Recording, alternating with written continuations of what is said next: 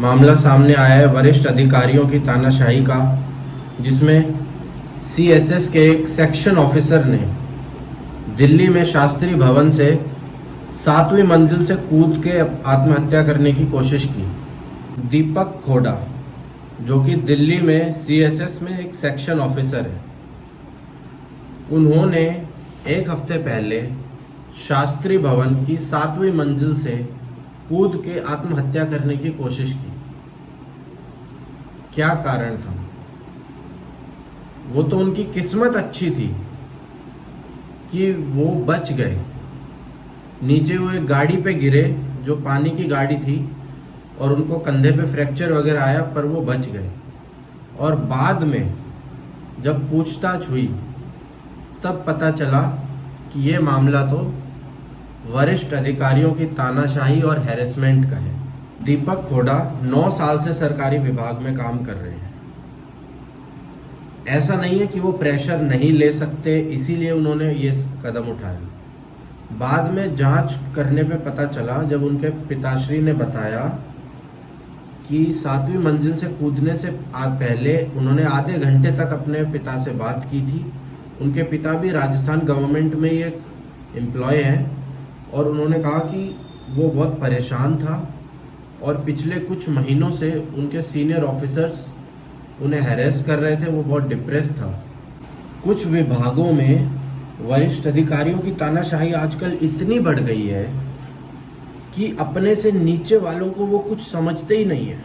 वो समझते हैं बिल्कुल धूल के बराबर, लेकिन उन्हें ये नहीं पता कि एक सरकारी नौकरी के लिए जब कोई व्यक्ति अपने गांव से शहर आता है, तैयारी करता है, कोचिंग लेता है, लाइब्रेरी ज्वाइन करता है, दिन रात पढ़ता है, उसके माँ बाप वहाँ गांव में खेती कर रहे हैं और फिर भी वो उसे हर महीने पैसे भेजते हैं कि हमारा लड़का पढ़ लिख के कुछ बन जाएगा, और तब दिन रात मेहनत करने के बाद जब उसे एक सरकारी नौकरी मिलती है तो वो सोचता है कि अब मैंने लाइफ में कुछ कर लिया है, अब मुझे और मेहनत करने की ज़रूरत नहीं है, मुझे एक सरकारी नौकरी मिल गई। लेकिन ये गलतफहमी है। सरकारी नौकरी मिलना तो सिर्फ पहला कदम है। असली जंग तो अब शुरू हुई है, सर्वाइवल की जंग, कि उस नौकरी में सरवाइव करना है। क्योंकि या तो आप आओ बिल्कुल ऑफिसर लेवल की पोस्ट पे कि आप नीचे वालों को दबा के रख सको उस लेवल का, या फिर अगर आप नीचे लेवल की पोस्ट पे आए हो तो कुछ विभागों में तो ऐसा है कि बहुत ज़्यादा परेशान कर देते हैं। और यही हुआ होगा दीपक खोड़ा के साथ भी। वो 9 साल से विभाग में है, उन्होंने आत्महत्या करने की कोशिश की और वो इतने तो एक्सपीरियंस्ड होंगे कि उन्हें पता है कि काम का प्रेशर कैसे हैंडल करना है।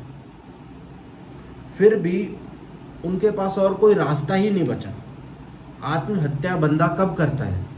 जब उसके पास कोई विकल्प ही ना हो, बिल्कुल एंड आ जाता है, तब वो सोचता है कि अब मेरे को अपनी ज़िंदगी ही ख़त्म करनी है। मतलब उस लेवल तक का उसे हैरेस किया गया कि वो इतना डिप्रेस हो गया कि उसे कुछ समझ ही नहीं आया और उसने ये फैसला किया कि मैं 7वीं मंजिल से कूद के अपनी जान दे दूँ। और ये सब होने के बाद फिर विभाग ने बोला है कि इसकी निष्पक्ष जांच होगी, इंक्वायरी बैठेगी, किस किस की इसमें गलती है, कौन कौन दोषी है, ये पता लगाओ क्या हुआ। ये सब कब हुआ? जब ये चीज़ें लोगों के सामने आई, मीडिया के सामने आई।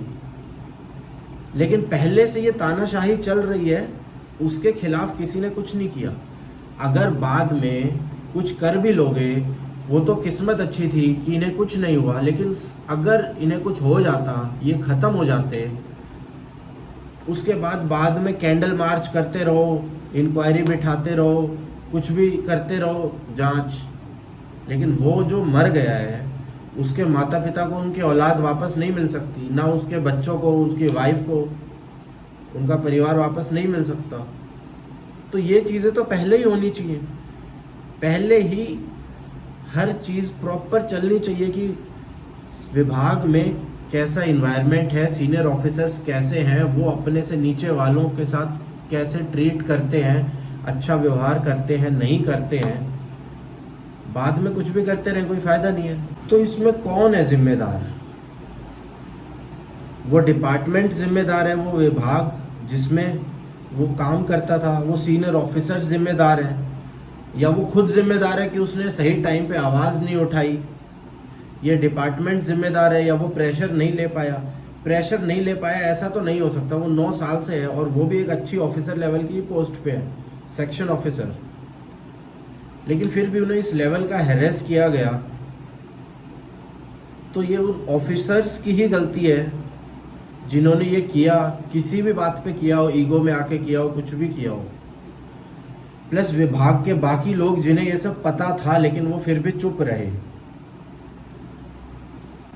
तो लास्ट में मैं बस यही कहना चाहूँगा कि सिर्फ सरकारी नौकरी मिलना ही काफ़ी नहीं है। जो मैंने वीडियो डाली थी जिसमें मैंने बोला था कि मैंने 3 साल में CISF छोड़ दी, CISF सब इंस्पेक्टर की पोस्ट, उसमें बहुत कमेंट्स आ रहे थे कि आप देश की सेवा नहीं करना चाहते, या फिर आपको तो जाना ही नहीं चाहिए था CISF में, एक बार नौकरी मिल जाती है तो फिर बहुत समझते हैं यह नौकरी मिलना कितना मुश्किल है। लेकिन रियलिटी ये है कि अगर कोई बंदा आत्महत्या कर रहा है, वो 7वीं मंजिल से कूद के, इससे तो अच्छा उसके माँ बाप यही चाहेंगे कि यार मेरे बेटे को नौकरी ही ना मिलती, कम से कम जिंदा तो रहता। ज़्यादा से ज़्यादा क्या होता, सूखी रोटी खा लेते घर पे, लेकिन हमारी औलाद तो हमारे सामने रहती। अगर सरकारी नौकरी मिलने के बाद इस लेवल का हैरेसमेंट मेरे बेटे को झेलना पड़ रहा है कि वो आत्महत्या तक पहुंच गया है, इससे तो अच्छा नहीं मिलती सरकारी नौकरी। तो सरकारी नौकरी मिलना ही सब कुछ नहीं है, उसमें सर्वाइवल बहुत इम्पोर्टेंट है, क्योंकि हर विभाग का अलग कल्चर होता है। वहाँ की जो वर्क प्लेस है उसका एनवायरनमेंट सबका अलग होता है, और मैक्सिमम हर विभाग का जो एनवायरनमेंट है, जो कल्चर है, जो वहाँ का वातावरण है, वो डिपेंड करता है वहाँ के सीनियर ऑफिसर्स पे, कि वहाँ के सीनियर ऑफिसर्स कैसे हैं। अगर सीनियर ऑफिसर्स इतने अच्छे होंगे, अंडरस्टैंडिंग होंगे, नीचे वाले को वेलफेयर देंगे, उनको समझेंगे, अपना बिहेवियर उनके प्रति सही रखेंगे, उनकी भी रिस्पेक्ट करेंगे, तो वहाँ का एनवायरनमेंट बहुत अच्छा रहेगा और सब दिल से काम भी करेंगे, काम भी सही चलेगा, सब कुछ स्मूथ चलेगा। लेकिन जहाँ सीनियर ऑफिसर्स तानाशाही करेंगे, नीचे वालों को कुछ नहीं समझेंगे, या बस ये समझेंगे कि हम ही हम हैं, बाकी कोई कुछ नहीं है, या हम ही बहुत UPSC का एग्ज़ाम क्लियर करके आए हैं तो हम तो भगवान बन गए हैं, ये SSC का एग्ज़ाम क्लियर करके आए हैं, ये लोग तो हमसे नीचे हैं। अगर अभी मैं जिस डिपार्टमेंट में हूँ, CPWD में, यहाँ का एनवायरनमेंट बहुत अच्छा है, जैसे क्योंकि सीनियर ऑफिसर्स बहुत अच्छे हैं, आपस में इंटरेक्शन होता है, डिस्कशन होता है, कोई भी डाउट हो अच्छे से क्लियर होता है, सब कुछ होता है।